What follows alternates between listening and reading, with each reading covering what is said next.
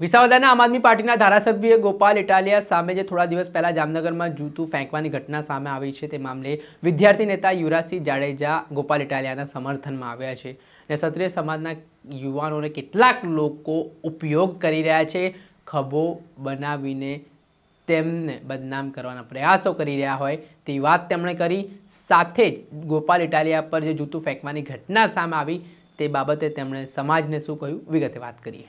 વૈષ્ણવજન તો તેને કહીએ જે પીડ પરાઈ જાનાને રે। નમસ્કાર દર્શક મિત્રો, નવજે ન્યૂઝમાં આપનું સ્વાગત છે। હું છું ફૈઝાન। થોડા દિવસ પહેલા જામનગર ખાતે વોર્ડ નંબર 12માં કોંગ્રેસના નારાજ થયેલા કોર્પોરેટરોને આમ આદમી પાર્ટીમાં જોડવાનો કાર્યક્રમ હતો, જેમાં વિસાવદરના ધારાસભ્ય ગોપાલ ઇટાલિયા ખુદ જામનગર પહોંચ્યા હતા। તેઓ સભા સંબોધી રહ્યા હતા। આટલામાં એક વ્યક્તિ જેમનું નામ છત્રપાલસિંહ જાડેજા છે તે સ્ટેજ પાછળ પહોંચે છે। ત્યાં તેઓ પગમાંથી જૂતું કાઢીને સીધું જૂતું ધારાસભ્ય ગોપાલ ઇટાલિયા ઉપર ફેંકે છે અને આ ઘટનાથી ખળભળાટ મચી જાય છે। આ ઘટનાનો વિડીયો સોશિયલ મીડિયા ઉપર ખૂબ વાયરલ થઈ રહ્યો છે અને આને લઈને રાજનીતિ પણ ગરમાઈ છે। આ ઘટના બાદ હવે વિદ્યાર્થી નેતા યુવરાજસિંહ જાડેજાની પ્રતિક્રિયા પણ સામે આવી છે, જેમાં છત્રપાલસિંહ જાડેજાએ જે કૃત્ય કર્યું છે તે ઘટના બાબતે તેમણે શું નિવેદન આપ્યું છે, જેમાં તેમણે વાત કરતા જણાવ્યું છે કે ક્ષત્રિય સમાજના યુવાનોએ કોઈનો ખભો નહીં બનવાની જરૂરિયાત છે, કોઈનો હાથો ના બનવું જોઈએ। તેમણે કહ્યું કે જ્યારે ભૂતકાળમાં આટલી ઘટના બની ત્યારે કેમ આ લોકોની આત્મા ન જાગી, જેમાં છત્રપાલસિંહ જાડેજાએ જે વાત કહી કે પ્રદીપસિંહ જાડેજા પર જૂતું ફેંકવાની ઘટનાથી તેમને અંતરાત્માને ઠેસ પહોંચી હતી, ત્યારે યુવરાજસિંહ જાડેજાએ કેટલાક કિસ્સાઓ ગણાવ્યા અને શું કહ્યું તે સાંભળો। નમસ્કાર, જય હિન્દ, જય ભારત, જય માતાજી, જય ભવાની। હું યુવરાજસિંહ જાડેજા। આજે ક્ષત્રિય સમાજને એક વાત કરવી છે। છેલ્લા ઘણા સમયથી આપણે જોઈએ છીએ કે ક્ષત્રિય સમાજના જે દીકરાઓ છે, ક્ષત્રિય સમાજના જે યુવાનો છે, એનો ક્યાંક ને ક્યાંક હાથો બનાવવામાં, ક્યાંક ને ક્યાંક ખભો બનાવવામાં ઉપયોગ થઈ રહ્યો છે। જી હા, આ શબ્દો મેં સમજી વિચારીને પ્રયોગ કરેલો છે, કેમ કે ગતરોજ જે ઘટના બની એ જૂતા ફેંકવાની ઘટના એ ભૂતકાળમાં બની હોય તો પણ અયોગ્ય હતી અને વર્તમાનમાં બની છે તો પણ અયોગ્ય જ છે। પણ આજે એ ચિંતાનો અને ચિંતનનો વિષય જરૂર છે ક્ષત્રિય સમાજ માટે કે આપણે કઈ દિશા તરફ જઈ રહ્યા છીએ એ હવે સમજવાનો સમય આવી ગયો છે। કારણ કે જોવા જઈએ તો આપણે કોક ચડાવે એમ ચડી જઈએ છીએ, કોક બોળવાવે એમ આપણે બોરવાઈ જઈએ છીએ। અને આજે જે ઘટના બની છે તો એમાં અચાનક જ એવું કહેવામાં આવે છે કે ભૂતકાળની ઘટનાનો બદલો લેવા માટે અમે આ કર્યું અને અચાનક જ સમાજ પ્રેમ જાગી જાય છે, બરાબર। અને ખબર નથી પડતી કે બદલો કે આપણે શેનો બદલો લઈએ છીએ। કારણ કે જોવા જઈએ તો આંખ સામે આંખ જ્યારે આપણે લઈએ તો એક દિવસ એવો આવે કે આખી દુનિયા આંધળી થઈ જાય, બરાબર।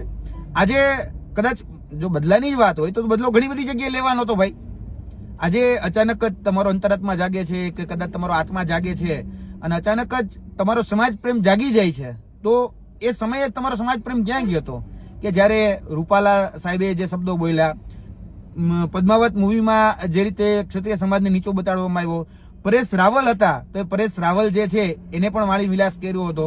આ જ્યારે વાણી વિલાસ થાય છે ત્યારે ક્ષત્રિય સમાજ કેમ નથી જાગતો? ત્યારે કેમ એ સમાજનો પ્રેમ અથવા તો સમાજ પ્રત્યેની લાગણીઓ એ નથી જાગતી? ત્યારે પણ ખરેખર અંતરાત્મા જાગવો જોઈએ। ત્યારે પણ એ આત્માને પ્રશ્ન પૂછવાનો હતો કે ભાઈ ક્યારે ક્યાં ન જાગ્યા। આજે જામનગરની વાત હોય તો જામનગરમાં જોવા જઈએ તો પરિસ્થિતિ એ છે કે બે ઉદ્યોગપતિઓ છે, એ ઉદ્યોગપતિઓ આખું શાસન ચલાવે છે। જેને ધારે એ રમકડાને ચાવી ભરી દે અને એ જે રમકડું છે એ પછી રમતું થઈ જાય છે। ત્યારે આપણો અંતરાત્મા નથી જાગતો। આજે અંતરાત્મા ત્યારે પણ નથી જાગતો કે જ્યારે ઘણા બધા દુશ્મનો ગુજરાતની અંદર છે, ઘણા બધા માફિયાઓ આ ગુજરાતની અંદર છે। શિક્ષણ માફિયા છે, દારૂ માફિયા છે, જમીન માફિયા છે, હપ્તા માફિયાઓ છે, એટલે કે હપ્તા રાજ ચાલે છે। આજે જામનગરની જો વાત હોય તો જામનગરની અંદર ઘણી બધી એવી શાળાઓ છે જે ફક્ત એક શિક્ષકથી ચાલે છે। ત્યારે આપણો અંતરાત્મા નથી જાગતો, ત્યારે આપણો સમાજ પ્રેમ નથી જાગતો કે આપણું બાળક સમાજનું જે છે એ કઈ રીતે ભણી ગણીને આગળ વધશે, તો એ પ્રેમ નથી જાગતો। અને અચાનક જ આપણને પ્રેમ જાગી જાય છે સમાજ પ્રત્યે, અચાનક જ આપણું અંતરાત્મા જાગી જાય છે સમાજ પ્રત્યે અને અચાનક જ આપણે કહેવા માંગીએ છીએ કે બદલો લેવો છે। અરે બદલો લેવો હોય તો ઘણી બધી જગ્યાએ લઈ શકાય એમ છે। છેલ્લા 78 વર્ષમાં જે કુનીતિઓ, જે દૂષણો જે હતા તો એની સામે કેમ બદલો નથી લેવાતો? ખરેખર બદલો ત્યારે લેવો જોઈએ ને। કેમ એમ નથી થતું કે આપણે આ સિસ્ટમ ખરાબ છે એ સિસ્ટમને આપણે જૂતું મારીએ? ત્યારે આપણે જૂતું નથી ઉપડતું. જ્યારે શાળાઓમાં શિક્ષક નથી, આજે હપ્તા રાજ ચાલે છે, શિક્ષણ માફિયાઓનું રાજ ચાલે છે, આજે ડ્રગ્સ માફિયાઓ જોવા જઈએ તો જામનગરની ગલીઓ ગલીએ ડ્રગ પ્લેડલર જે છે એ જોવા મળે છે. એટલે ડ્રગ્સનું દૂષણ એ જામનગરની ગલીએ ગલીએ પહોંચી ગયું છે. તો તમારું જૂતું એ ડ્રગ્સ માફિયા ઉપર કેમ નથી ઉપડતું? મને સમજાવો. એ દારૂ ગલીએ ગલીએ મળે છે, હોમ ડિલિવરી દારૂની જામનગરમાં થાય છે, હપ્તારાજ જામનગરમાં ચાલે છે. આજે જોવા જઈએ તો બધી જ બાબતોની અંદર બરાબર જમીન માફિયાઓ પણ જામનગરની અંદર અત્યારે રાફડો ફાટ્યો છે. તો તમારું જૂતું ત્યાં કેમ નથી ઉપડતું? જૂતું મારું એ પહેલા પણ યોગ્ય નહોતું, વર્તમાનમાં પણ યોગ્ય નથી. હું પ્રાધાન્ય નથી આપતો, પણ જે તમારો અચાનક જ અંતરાત્મા જાગી જાય છે, અચાનક જ સમાજ પ્રેમ જાગી જાય છે ને, ત્યાં મારો પ્રશ્ન છે. આજે બાળકો શિક્ષણ નથી મેળવી શકતા. જામનગરની શિક્ષણ વ્યવસ્થા ખૂબ કથળેલી પરિસ્થિતિમાં છે. આજે પણ જામનગરમાંથી શિક્ષણ મંત્રી આવે છે. હું એવી ઘણી બધી શાળાઓ જામનગરની ગણાવી શકું એમ છું કે જે ફક્ત એક શિક્ષકથી ચાલે છે અને સેંકડો બાળકોની સંખ્યા છે, છતાં પણ અહીંયા શાળામાં શિક્ષકો નથી. ત્યારે કેમ આપણો અંતરાત્મા નથી જાગતો? અને સવાલ પણ આજે કહી શકાય કે સામે પૂછાય છે, એટલે કે વિરોધમાં જે છે, વિપક્ષમાં જે છે એને સવાલ પૂછાય છે. જૂતું ફેંકવું ત્યારે પણ યોગ્ય નહોતું, અત્યારે પણ યોગ્ય નથી, હું સ્પષ્ટપણે કહું છું. પણ સવાલ કોને પૂછાય છે ખબર છે? ગોપાલભાઈને, કે ભાઈ આ ભાઈ કોણ હતા, કઈ રીતે આવ્યા? એ ભાઈ આ બાબતોમાં સવાલ ખરેખર સત્તા પક્ષને પૂછવો જોઈએ. આજે સંવિધાનિક પદ ઉપર રહેલો વ્યક્તિ સુરક્ષિત નથી, આજે એક ધારાસભ્ય સુરક્ષિત નથી, અને આજે પોલીસની ચૂક થઈ છે તો ખરેખર મીડિયાએ પણ સવાલ તો પોલીસને પૂછવો જોઈએ, સવાલ સત્તા પક્ષને પૂછવો જોઈએ કે આજે આ ચૂક રહી કેમ ગઈ? આજે સંવિધાનિક પદ ઉપર બેઠેલો વ્યક્તિ જે છે એને ખરેખર પ્રોટેક્શન આપવાની જવાબદારી તમારી હતી, તો આજે તમે અસામાજિક તત્વોને કઈ રીતે પ્રોટેક્શન આપતા હતા? શા માટે અમુક એવા શખ્સોને કોર્ડન કરી અને ત્યાં સ્ટેજ પાસે લાવવામાં આવ્યા? આજે પ્રશ્ન ખરેખર સત્તા પક્ષને થવો જોઈએ. ભૂતકાળમાં પણ કહું છું, સિસ્ટમના અંદર દૂષણ હોય તો સત્તા પક્ષને જ સવાલ હોય. સત્તા પક્ષ જે છે એને ખરેખર પાછું નવું આવ્યું છે તો હમણાં કે ભાઈ તસવીર બતાવવામાં આવે, પછી એમ કહેવાય આ તસવીર ઘણું બધું કહી જાય છે. પછી ઘણા બધા એમ કે ભાઈ હું કે બાવળ વાવો તો બાવળ જ ઉગે.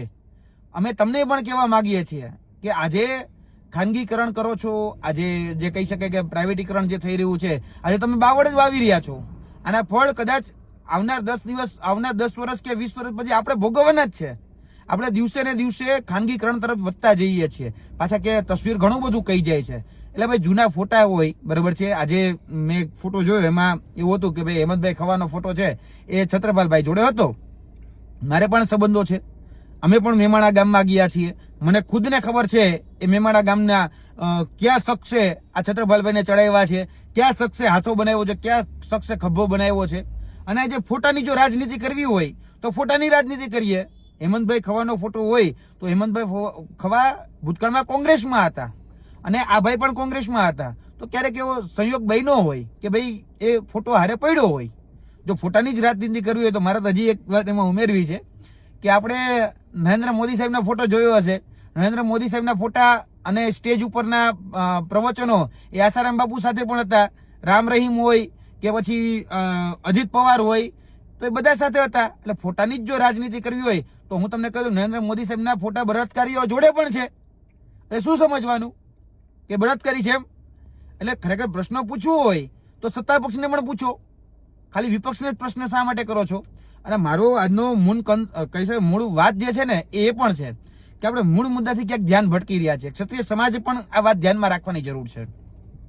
મૂળ મુદ્દો હતો શું? તો કે મૂળ મુદ્દો છે ગુજરાતની અંદર વધતું જતો ડ્રગ્સનું દૂષણ, વધતું જતું દારૂનું દૂષણ, વધતું જતું ખેડૂતો જે છે પાયમાલ થઈ રહ્યા છે. આ દિવસે ને દિવસે હમણાં થોડા સમય પહેલા કમોસમી વરસાદ થયો અને દિવસે ને દિવસે ખાતરોના ભાવ ડબલ થઈ રહ્યા છે, જાવક ડબલ થઈ રહી છે. એ મૂળ મુદ્દા હતા.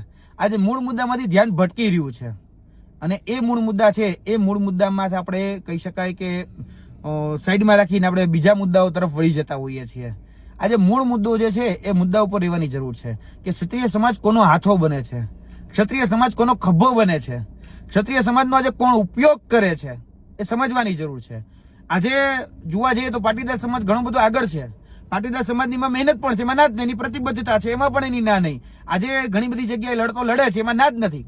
હમણાં જ મારે તમને યાદ કરાવવું છે, હમણાં આજથી 5-7 દિવસ પહેલા જ તમને બધાને ખ્યાલ હશે કે પોલીસ કોન્સ્ટેબલનું રિઝલ્ટ આવ્યું. અને આપણે બહુ હરખાઈને કહીએ છીએ કે 1042 જેટલા દીકરા અને દીકરીઓ ક્ષત્રિય સમાજના પાસ થયા. આજે જે પાસ થયા ને એમાં જોઈ લેવાની છૂટ કે મોટા ભાગના નહીં 95% ઉમેદવાર છે ને EWS કેટેગરીમાં પાસ થયા છે. અને EWS કેટેગરી માટે આંદોલન સૌથી વધારે મહત્વની ભૂમિકા કોની હતી? જ્યારે મને યાદ છે એ સમયે પાટીદાર સમાજ જ્યારે આંદોલન કરતો હતો, પાસ સમિતિ જ્યારે આંદોલન કરતી હતી, ત્યારે ઘણા બધા લોકો ઘરે બેસી અને એ તમાશો જોવામાં વ્યસ્ત હતા.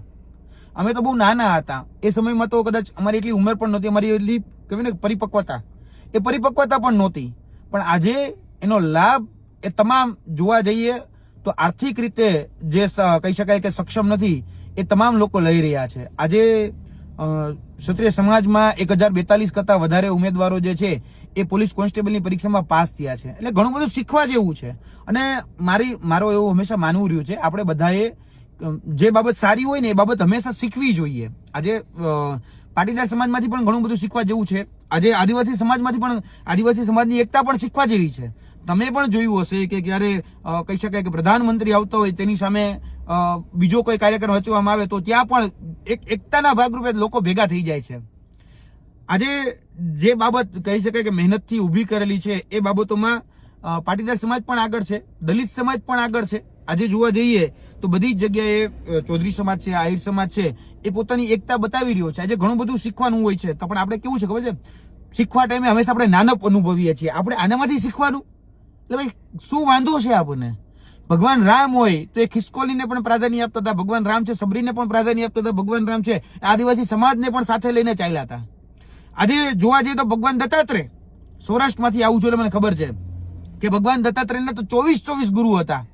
એ કૂતરામાંથી શીખે એટલે કે શ્વાનમાંથી શીખે તો એને પણ ગુરુ બનાવતા હતા. આજે સામાન્ય કણી કહી શકાય કે કોઈ પણ જીવજંતુમાંથી શીખે તો એને પણ આગળ રાખીને ચાલતા હતા. આજે એને ગુરુ બનાવીને ચાલતા હતા. તો નાનપશે નહીં. જો ભગવાન ખુદ કહી શકાય કે જેની સારી બાબતો હોય એનો સ્વીકાર કરી અને ક્યાંક ને ક્યાંક આગળ વધી શકતા હોય તો આપણે કેમ ન વધી શકીએ? એટલે ક્ષત્રિય સમાજે આજે ખરેખર ધડો લેવાની 100% જરૂર છે. સમાજની અંદર જે રાજકારણ છે એ ન હોવું જોઈએ. રાજકારણમાં સમાજ એ અવશ્ય હોવો જોઈએ, એ સ્પષ્ટપણે હું માનું છું.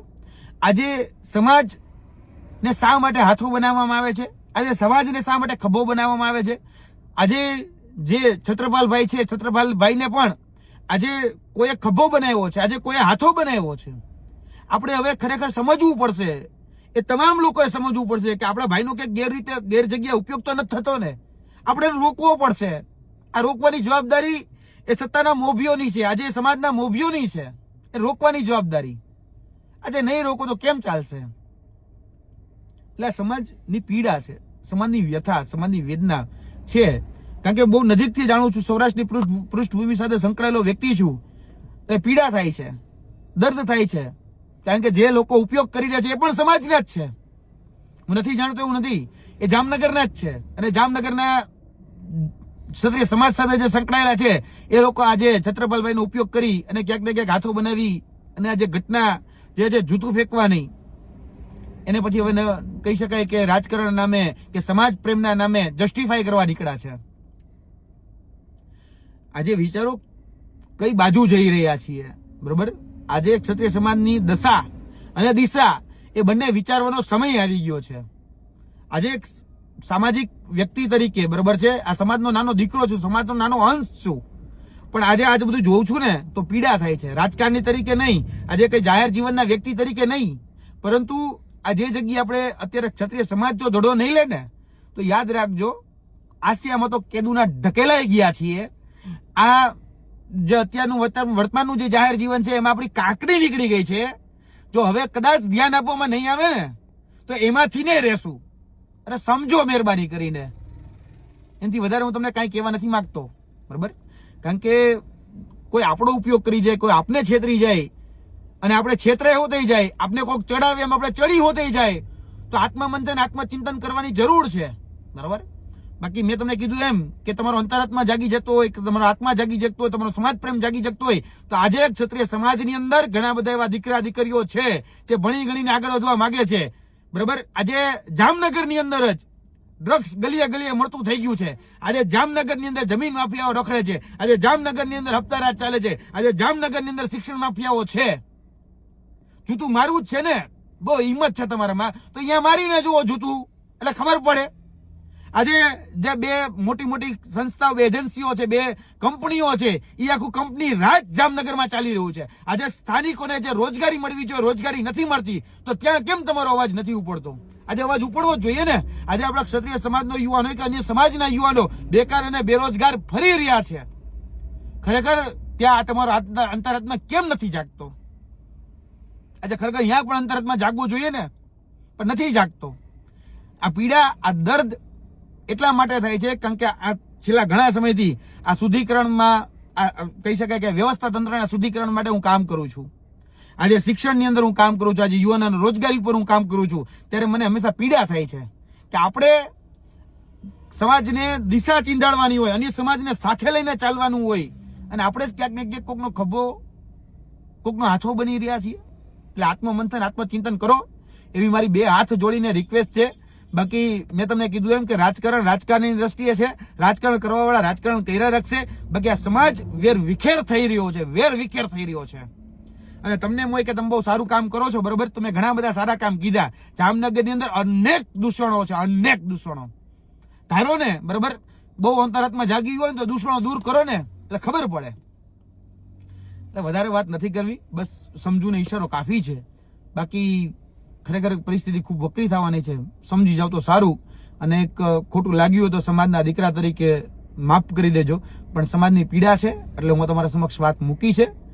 જય હિન્દ, જય ભારત, જય માતાજી, જય ભવાની.